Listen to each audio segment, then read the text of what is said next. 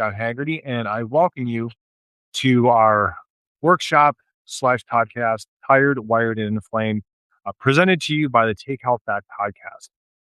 So tonight, as we dive in here, we're going to get into something that we see every single day in practice, but so many people are struggling and aren't even aware why. So what we're going to talk about is how chronic stress keeps the body from healing. So I'd like to welcome you all because tonight what we're going to do is we're going to talk about a pattern that has become incredibly common in modern health. People are exhausted, but they cannot relax. They are overstimulated, but depleted. They are inflamed, but unable to recover. They are sleeping, but not waking restored. They're doing more and unfortunately feeling less. This is exactly what I mean by tired, wired, and inflamed. Excuse me, I'm sorry. This presentation is not just about stress as an emotion. It is about stress as a biological state. Chronic stress changes how the nervous system, gut, immune system, hormones, brain, and muscles function. The big concept for today is this. The body has different operating modes. In one mode, the body protects. In another mode, the body repairs. Protection is necessary. You're in danger, and your body should mobilize energy, increase alertness, tighten muscles, elevate heart rate, and prepare you to respond. But healing requires an entirely different state. Healing requires digestion, sleep, mitochondrial energy, immune resolution, tissue repair, hormone rhythm, and nervous system regulation. The problem is that many people are trying to heal their body while still operating as if it is under a threat. So today, we are going to walk through why that happens and what to do about it.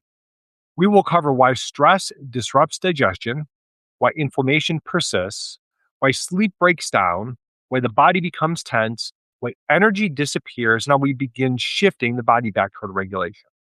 So the goal is not to heal the body. The goal is to understand what the body is doing, help it moving from survival back towards healing. So the frustration of functional decline is a real problem. This is one of the most common frustrations that people experience. They know something is wrong. They are tired, they are foggy, inflamed, their digestion is just off, their sleep is inconsistent, their mood is not what it used to be, their body hurts more than it should, and their recovery is slower than it ever used to be. So they get labs done. And many times they're told everything looks totally normal. Now, conventional labs are important, but they can identify serious disease, right? They can see organ dysfunction, infection, anemia, diabetes, thyroid disease, and other major problems. Here's the teaching point. Normal does not always mean optimal. So lab reference ranges are often designed to identify disease states, not necessarily to measure resilience, adaptability, nervous system regulation, gut function, inflammatory load, or early functional decline. So a person can be outside of optimal function long before they are inside of a clear disease category. That means someone can be medically normal, but physiologically struggling. The problem is that many people live right in this gap, and this may be speaking directly to you where you are today. So they're not sick enough to be diagnosed with something severe, but they're clearly not functioning well, not healing well. This is where we need to expand the conversation. And here's what we need to ask. Number one, how well is the body adapting? 2, how well is the nervous system recovering? 3, how well is digestion working? 4, how is sleep restoring the system? 5, how much inflammation is present? 6, how much stress is the body carrying? And 7, how much energy is available for repair? So the solution is not to ignore labs. The solution is to combine appropriate testing with a deeper level of functional assessment. That means looking at patterns, sleep, energy, digestion, stress patterns, heart rate variability, muscle tension, inflammatory symptoms, food reactions, recovery after exertion, and the timeline of when symptoms began. The body usually tells a story before it gives a diagnosis. Our job is to listen earlier. So the concept on this slide is that stress is not just mental. Stress is very physiological. When the brain perceives threat, the body changes. Heart rate rises, breathing changes, muscles tighten, Blood sugar mobilizes, digestion slows, immune signaling shifts, hormones change, sleep depth can decrease.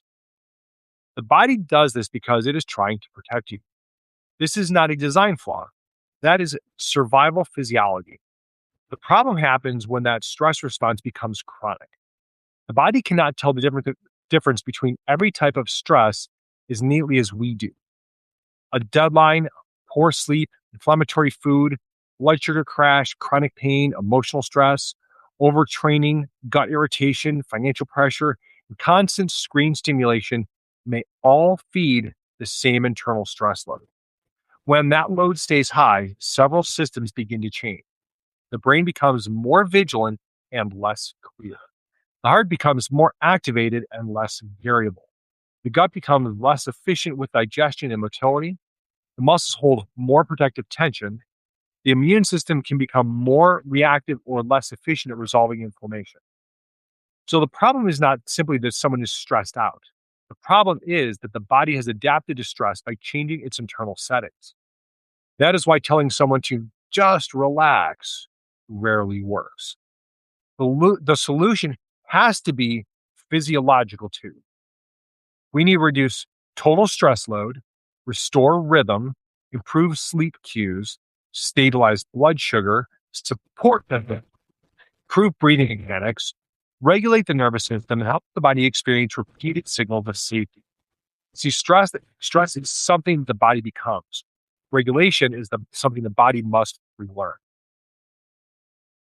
The concept here is the autonomic nervous system. This is the part of the nervous system that regulates autonomic function like heart rate, breathing, digestion, blood pressure, sweating, pupil changes, gut motility, recovery, and so much more. For teaching purposes, we can think of two major modes. The first is survival mode. This is the gas pedal. It's associated with the sympathetic activation, fight, flight, freeze, bracing, alertness, protection, and rapid response. The second mode is healing mode. This is the associated with the parasympathetic nervous system. And that is rest, sleep, recovery, immune regulation, and connection. Now, for context, neither mode is bad. You need the gas pedal to perform and to protect you. You need the brake pedal to recover and heal. The problem is the loss of flexibility. A healthy system can activate when needed and then come back down when the stress is over. An overwhelmed system, unfortunately, gets stuck. And people live with the gas pedal pressed down and the brake pedal underactive. This is why they can feel exhausted and overstimulated at the exact same time. They are not truly energized, they are activated. And there is a big difference. Energy feels steady, clear, and recoverable. Stress activation feels urgent, tense, and draining. The solution is to rebuild autonomic flexibility. That means helping the body practice shifting gears again. Breathing work, chiropractic care, walking, sleep rhythm, hydration, protein intake, sunlight, strength training at the right dose, prayer, meditation, and recovery routines are not random wellness habits. Inputs to the nervous system to move between activation and recovery. The goal is not to deliver relaxed time. The goal is adaptability. Concept here is all about the vagus nerve.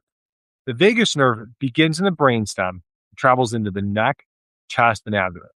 It communicates with the heart, lungs, stomach, intestines, liver, pancreas, and the immune system, amongst many other things. It is one of the major communication pathways between the brain and the body. And the vagus nerve helps regulate heart rhythm, breathing, gut motility, digestive secretions, inflammatory responses, and recovery. That is why I do not think it is only a relaxation, or excuse me, that is why I don't want you to think of it as only a relaxation nerve. It is better understood as a regulation nerve. And that is the key concept. The problem is that many people have poor vagal tone and poor parasympathetic regulation. When that happens, the body has a harder time shifting into rest and digest. So this can contribute to things like reflux, constipation, bloating, nausea, shallow breathing, racing heart, anxiety, poor sleep, low HRV, chronic fatigue, and poor stress tolerance. You see, the gut especially depends upon good vagal input. Digestion is not just about what you eat. It is also about the state your nervous system is when you eat. Ooh, I'm sorry about that, folks. So let me reboot this here because when you think about when you think about what is happening, okay? If we think about the vagus as a regulation nerve, then what happens is the body's having a harder time shipping in the rest and digest, and it has all those symptoms that we talked about. So then, and the gut is especially going to be susceptible to problems with vagal input because, as we talked about, it's not just what you eat; it's about the system's state when you eat. So if the body does not feel safe, digestion is going to be downgraded. That is why people under chronic stress often develop gut symptoms, even if their digestion and diet have not changed dramatically. The solution is to strengthen the regulation pathways. And this can include slow nasal breathing, longer exhales, humming, gargling, singing, prayer or meditation, gentle movement, walking after meals, chiropractic care, improving posture and breathing mechanics, reducing inflammatory load, and building consistent recovery rhythms. The vagus nerve responds to repetitions. We do not activate the vagus nerve once and it fixes everything. We need to train regulation over time. And this is, I think, one of the most critical concepts that it is a process of retraining the vagus once it has gotten out of rhythm. So, this slide is going to teach you a really important loop. The brain and the gut are in constant communication. Stress affects digestion, and digestive stress affects the brain. And here's the sequence. When the brain perceives stress, the body shifts towards fight or flight. In fight or flight, digestion becomes less of a priority. So stomach acid signaling can change. Enzyme output may decrease. Gut motility may slow or become irregular. This can contribute to reflux, bloating, constipation, diarrhea, nausea, and food sensitivity patterns. As digestion becomes less efficient, the microbiome can shift. Poor motility can allow microbial imbalances. Gut irritation can increase immune activation. So once the immune system is becoming more activated, inflammatory signals can rise throughout the entire body. Those inflammatory signals can even affect the brain. A brain receiving inflammatory input may become foggy, anxious, irritable, reactive, or fatigued. Then that more reactive brain drives more stress physiology, and that is the loop. Stress disrupts digestion. Poor digestion irritates the gut. Gut irritation activates immunity. Immune activation raises inflammation. Inflammation affects the brain. The brain drives more stress. The problem is that many people try to fix only one point in the loop. They change food but never calm the nervous system. Or they try meditation but ignore gut inflammation. Or they take supplements but keep poor sleep, unstable blood sugar, and chronic stress patterns. The solution is to interrupt the loop from multiple angles. So then we calm the nervous system. We support gut motility and digestion. We stabilize the blood sugar. We improve sleep rhythm and we lower inflammatory load. We support the microbiome and we improve vagal tone. When enough of those signals improve, the loop can begin moving in the opposite direction. So this concept is all about the gut-brain barrier. Excuse me, about the gut barrier, not the gut-brain barrier. I apologize. The gut lining is a selective border system. It allows nutrients through while keeping harmful particles, toxins, and pathogens, irritants from crossing into the bloodstream.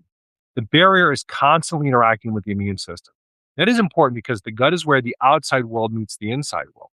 Every meal, food additive, bacteria, toxin, and microbial metabolite must be evaluated. When the gut barrier is healthy, the immune system can remain more tolerant and balanced. The problem occurs when the barrier becomes irritated or overwhelmed. Triggers can include chronic stress, poor sleep, ultra-processed foods, excessive sugar intake, alcohol intake, dysbiosis, infections, antibiotics, food sensitivities, toxins, and inflammatory lifestyle patterns. So when the gut lining becomes permeable or inflamed, the immune system may begin reacting more aggressively. The deeper issue is not just digestive discomfort. The deeper issue really is immune activation.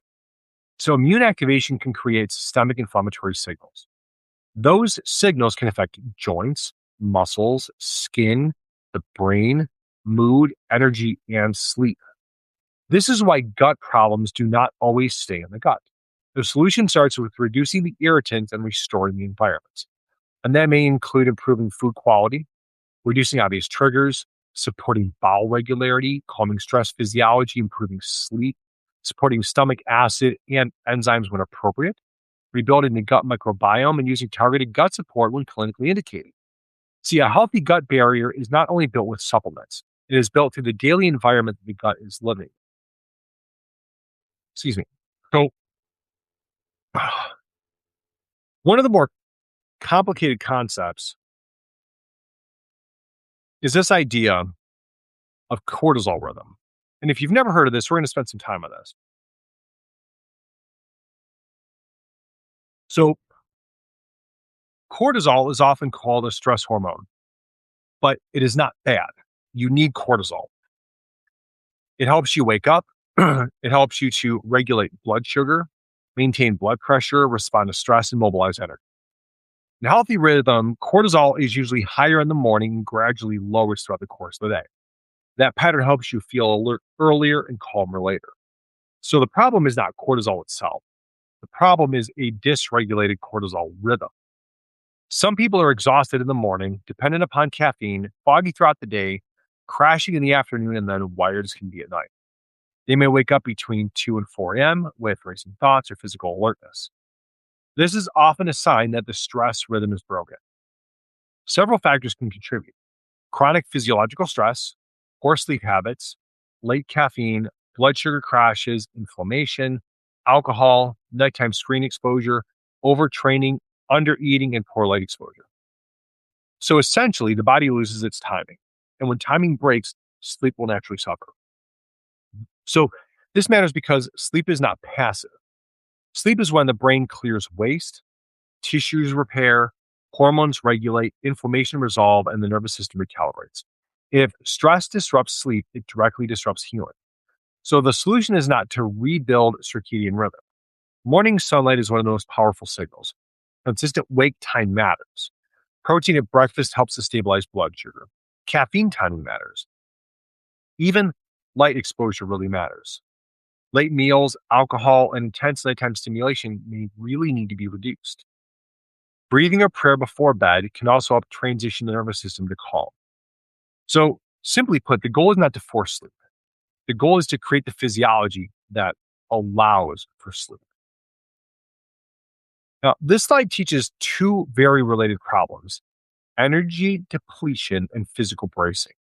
The concept is that protection costs energy, inflammation costs energy, muscle tension costs energy, hypervigilance costs energy, poor sleep costs energy, poor digestion costs energy, blood sugar swings cost energy. When the body spends too much energy protecting, there is less energy available for repair. This is where mitochondria really matter. Mitochondria are the energy producing structures inside the cells. They'll produce the energy required for brain function, muscle function, immune function, detoxification, tissue repair, and healing.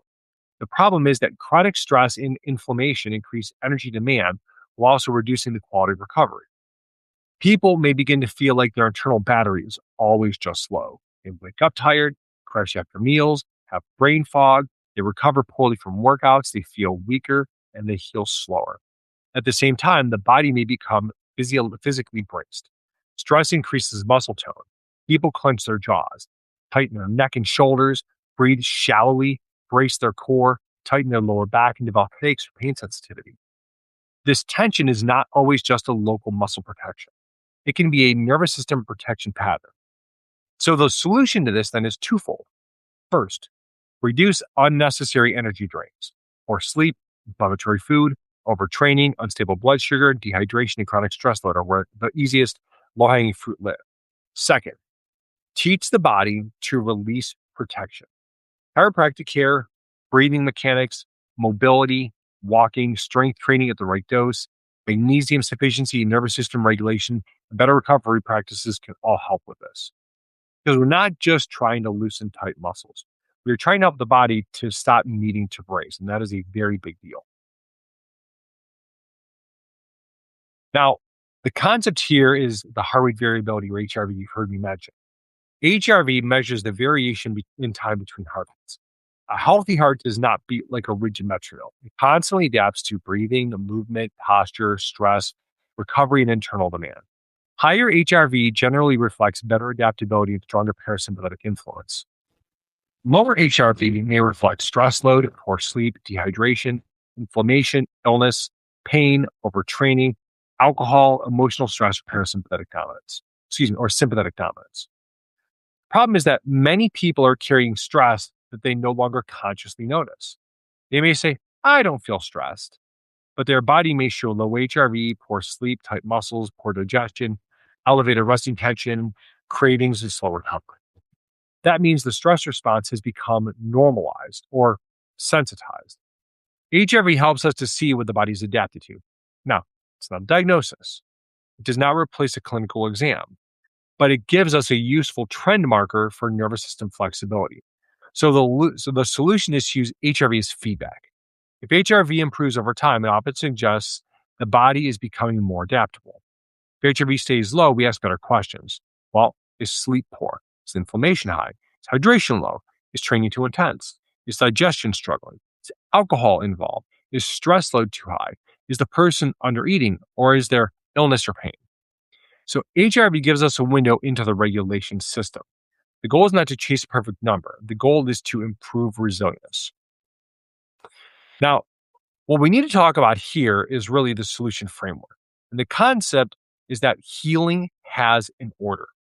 Many people jump straight to advanced solutions like supplements, detox programs, protocols, devices, diets, testing, and biohacking. But if the body is still overwhelmed, the results are going to be very, very limited for you. The problem is that repair requires proper resources. So you need energy, sleep, nutrients, circulation, parasympathetic tone, immune resolution, and digestive capacity. So if the body is stuck in survival physiology, it may not use deeper interventions very well. That is why we use a roadmap. Phase one is like this: you lower the load. Phase two, you stabilize the rhythm. Phase three, rebuild regulation. Phase four, repair and restore. This sequence helps the body to become more receptive to healing. Lowering the load reduces what is overwhelming the system. Stabilizing rhythm restores predictable biological signals again. Rebuilding regulation improves nervous system flexibility. Repairing and support deeper gut, immune, hormone, brain, and tissue healing. So the solution is simply not to do everything at once. The solution is to identify where the body is most stuck and build from the foundation upwards. So this slide introduces then more of a solution framework. The concept is that healing is most definitely, I'm sorry about that. I apologize, guys. The slide here covers the first half of the roadmap. So phase one here is simply to lower the load.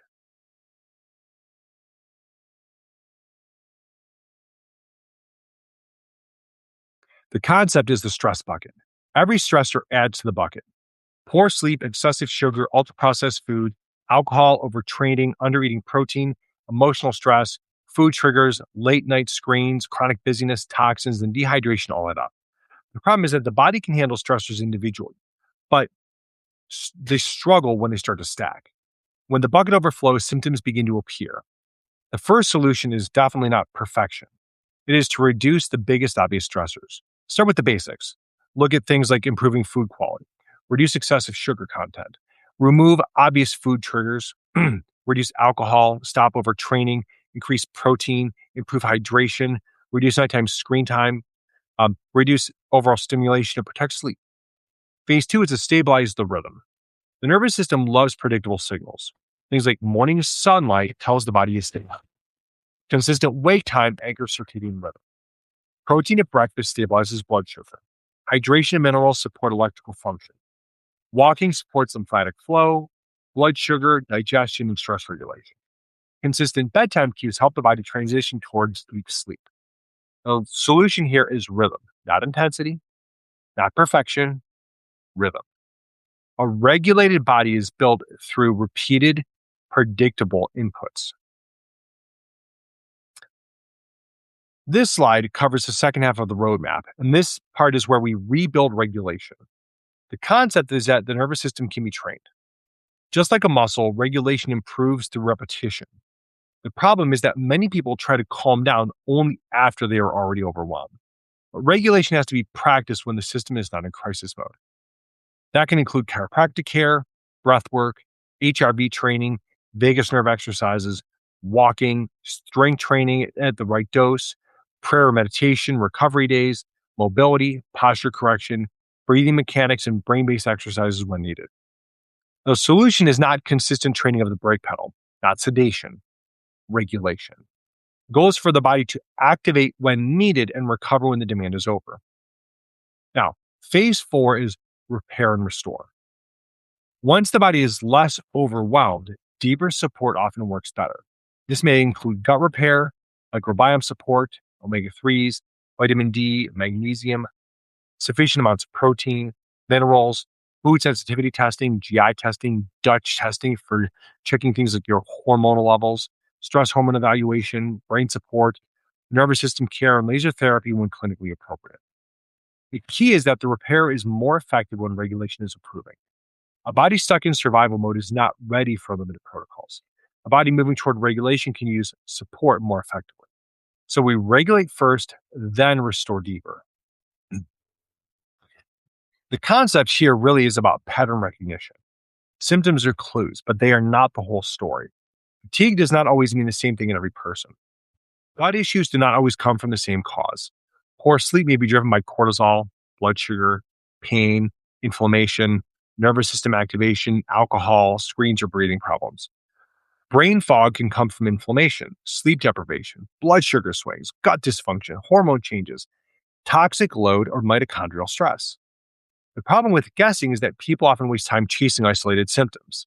They take one supplement for sleep, or another for digestion, another for inflammation, another for energy, and still miss the deeper pattern. The solution is evaluation. We want to look at the timeline. When did symptoms begin? What changed before they started? What stressors were present? What infections, injuries, medications, diet changes, trauma, or sleep disruptions occurred? Then we assess the nervous system. HRV helps us look at adaptability. Thermal scans help us show autonomic stress patterns. Muscle activity scans can show how much energy the body is spending in tension. Health history shows the patterns. Lifestyle review shows daily inputs. Gut history shows digestion and immune clues. Food reactions show inflammatory patterns. Functional testing may help when appropriate.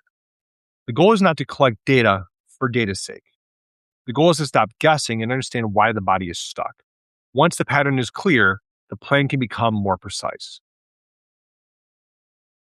Put simply, this whole slide is about reframing the entire conversation. The concept is that symptoms are communication. Fatigue is communication. Poor sleep is communication. Brain fog is communication. Inflammation is communication. Digestive issues are communication. Pain and tension are communication. The problem is that people often interpret symptoms as personal failure. They think they're lazy, weak, unmotivated, aging too quickly, or broken. But many times, the body is not failing. It is adapting. It is protecting. It's conserving. It is bracing. It is asking for a different set of inputs. The solution then is to listen and to respond strategically. Instead of asking, how do I force my body to keep going? We ask, why does my body feel unsafe, depleted, inflamed, or stuck? Then we build the plan. Then we lower the load. Then we stabilize the rhythm. Then we rebuild regulation. Then we repair and restore. That is how we shift from survival to healing. So if you feel tired, wired, and inflamed, do not ignore it. Do not simply push harder. Do not assume nothing can change because your basic labs were normal. Start asking better questions. What is your nervous system carrying? How well are you sleeping? How well are you digesting? How stable is your blood sugar? How much inflammation is present? How well are you recovering? How adaptable is your body? And if you need help answering those questions, that is what a comprehensive evaluation is for. Healing begins when we stop blaming the body and start understanding it. Because your body's not betraying you. It is communicating with you.